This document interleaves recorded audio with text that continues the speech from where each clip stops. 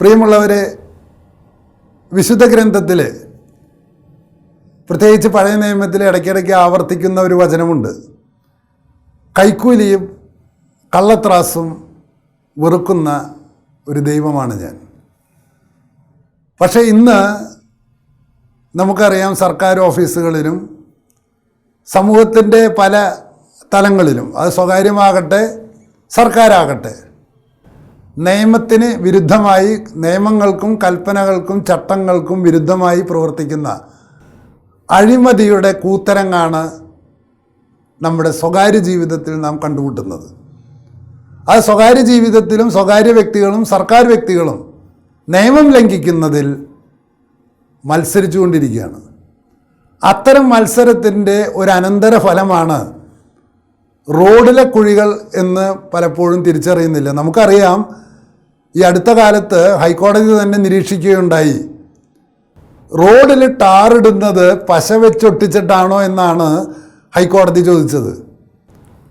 പക്ഷേ ഹൈക്കോടതി ഒരിക്കലും അതിൻ്റെ കാരണത്തെക്കുറിച്ച് മനസ്സിലാക്കുന്ന പോലുമില്ല. കാരണം ഇത് എഞ്ചിനീയറെ വിളിച്ച് ചോദിച്ചാൽ അതിൻ്റെ ഉത്തരം കിട്ടില്ല. എന്തുകൊണ്ടാണ് റോഡിൽ കുഴികൾ വന്നുകൊണ്ടിരിക്കുന്നത്? പ്രത്യേകിച്ച് നമുക്കറിയാം, ഈ മഴക്കാലം ആരംഭിച്ചപ്പോഴേക്കും 4 മാസമായിട്ട് ടാറിട്ടിട്ടുള്ള ആ സ്ഥലങ്ങളിൽ പോലും ആനയെ പിടിക്കാൻ പോകുന്ന കുഴികളാണ് നമ്മൾ കണ്ടുകൊണ്ടിരിക്കുന്നത്. എത്ര പേരുടെ ജീവനാണ് ഈ കുഴികൾ അപഹരിച്ചുകൊണ്ടിരിക്കുന്നത്? കഴിഞ്ഞ ഒറ്റ വർഷത്തിൽ കാൽനടക്കാർ 1000 പേരാണ് റോട്ടിൽ കിടന്ന് പിടഞ്ഞു മരിച്ചിട്ടുള്ളത്. ഇത്ര വലിയ കുഴികളാണെങ്കിൽ മോട്ടോർ സൈക്കിളിലും സ്കൂട്ടറിലും പോകുന്നവർ ഒരു 7 മണി കഴിഞ്ഞാൽ എത്രയോ അപകടങ്ങളിൽ പെടുന്നു. എത്രയോ പേര് ജീവൻ ചത്തതിനൊക്കുമേ ജീവിച്ചിരിക്കലും എന്ന പോലെ ജീവിക്കുന്നു. എന്തുകൊണ്ടാണ് ഈ റോട്ടിലെ കുഴികൾ വരുന്നത്? അതൊരിക്കലും റോഡ് കോൺട്രാക്ടർ തന്നെയാണ് എന്നോട് പറഞ്ഞു തന്നത്.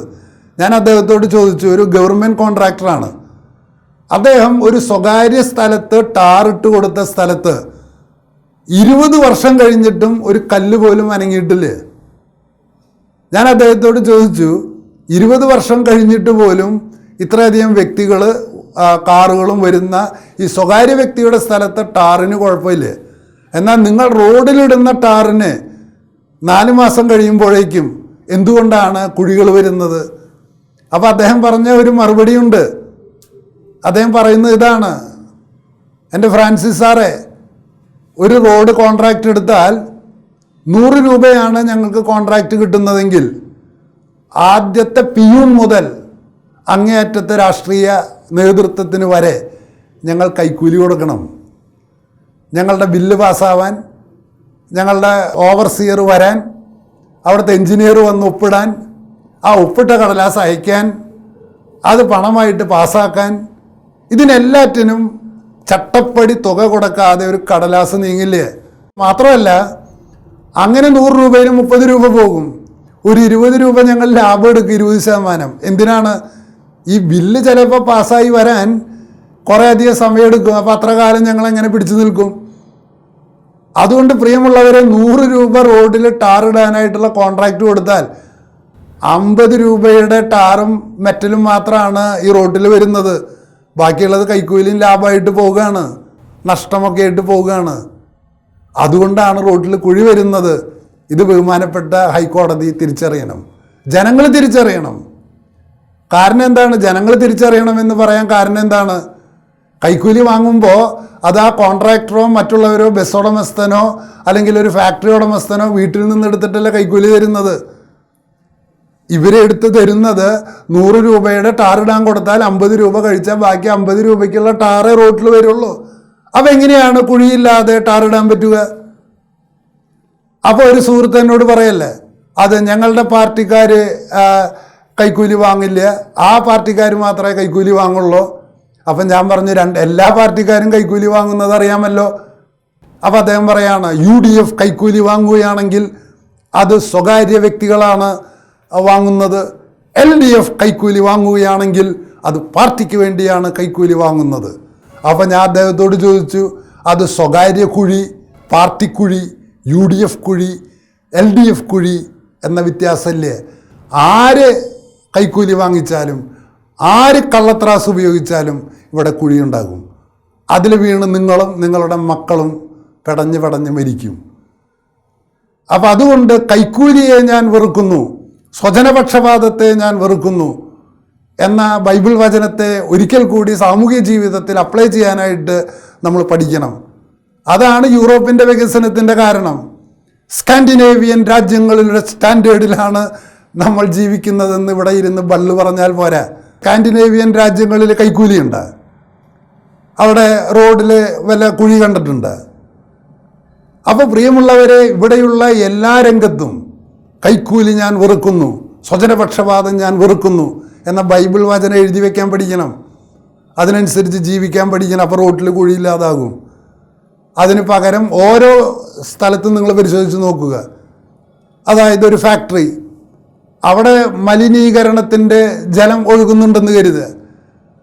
മലിനീകരണ നിയന്ത്രണ ബോർഡിൻ്റെ ഉദ്യോഗസ്ഥർ വന്ന് കൈക്കൂലി വാങ്ങിച്ചാൽ ആ മലിനജലം മുഴുവൻ പുഴയിലേക്ക് പോകും. ആ പുഴയിലേക്ക് പോകുന്ന ജലമാണ് പിന്നീട് നമ്മൾ കുടിക്കണേ. അത് നമ്മളുടെ മക്കളുടെ ആരോഗ്യത്തിന് ഹാനികരമാകും. അത് നമ്മുടെ പാർട്ടി മേടിച്ചാലും നാട്ടുകാരൻ്റെ പാർട്ടി മേടിച്ചാലും സെയിമാണ്. ഇലക്ട്രിസിറ്റി ഇൻസ്പെക്ടർ ഒരു ഫാക്ടറിയിൽ വന്ന് കൈക്കൂലി വാങ്ങുന്നുണ്ടെങ്കിൽ തീർച്ചയായിട്ടും ആ ഫാക്ടറി ഉടമസ്ഥൻ ഇലക്ട്രിസിറ്റി കക്കും.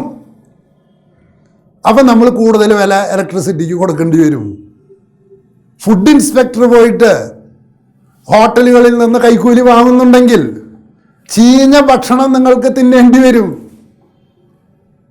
അപ്പം പ്രിയമുള്ളവരെ, കൈക്കൂലി വാങ്ങുന്നു, അത് ഓരോരുത്തരുടെ സ്വകാര്യ ഇടപാടാണെന്ന് നാം തെറ്റിദ്ധരിച്ചാൽ നമുക്ക് തെറ്റിപ്പോയി. എങ്ങനെയാണ് ഭക്ഷണത്തിൽ മായം ചേർക്കുന്നത്? അതിന് വേണ്ടപ്പെട്ട ഉദ്യോഗസ്ഥന്മാരൊക്കെ ചട്ടപ്പടി പൈസ വാങ്ങിച്ചു കഴിഞ്ഞാൽ അവരതിൽ മായം ചേർക്കും. നിങ്ങളത് ഭക്ഷിക്കും. നിങ്ങളുടെ കിഡ്നിയും ലിവറൊക്കെ പോകും. അണ്ട് മായം ചേർത്ത ഭക്ഷണം എന്നിവിടെ ഇരുന്ന് വിലപിച്ചിട്ട് കാര്യമില്ലേ? കൈക്കൂലിയെയും കള്ളത്രാസിനെയും ഞാൻ വെറുക്കുന്നു. അതെൻ്റെ പാർട്ടി ചെയ്താലും നാട്ടുകാരുടെ പാർട്ടി ചെയ്താലും ആര് ചെയ്താലും എൻ്റെ അപ്പൻ ചെയ്താലും അത് എന്നെ കൊല്ലുന്നതിന് തുല്യമാണ് എന്ന് പറയാൻ കഴിവുള്ള ഒരു ജനത ഇവിടെ രൂപം കൊണ്ടുവരണം. അതാണ് ബൈബിൾ ഉദ്ദേശിക്കുന്ന ഒരു സാമൂഹിക ജീവിതം. ആ ജീവിതത്തിലേക്ക് മുന്നേറാൻ നിങ്ങൾക്ക് കഴിയട്ടെ. എനിക്ക് ഹൈക്കോടതി ജഡ്ജിമാരോട് ഒറ്റ കാര്യമേ പറയാനുള്ളൂ. നിങ്ങൾ ഉദ്യോഗസ്ഥരെ ശാസിച്ചതുകൊണ്ടോ മറ്റുള്ളവരെ ശാസിച്ചതുകൊണ്ടോ തീരുന്ന പ്രശ്നമല്ല. നിങ്ങളിതിൻ്റെ ആഴത്തിലേക്ക് ഇറങ്ങണം.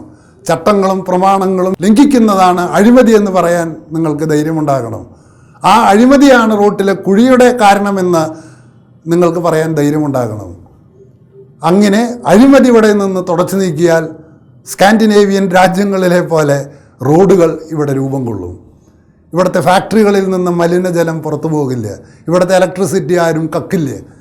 ഇവിടുത്തെ ഭക്ഷണത്തിൽ ആരും മായം ചേർക്കില്ല. അത് ചേർക്കാതിരിക്കണമെങ്കിൽ അത് നോക്കാൻ ഉത്തരവാദിത്തപ്പെട്ടവരെ രാഷ്ട്രീയ നേതൃത്വമാണ്.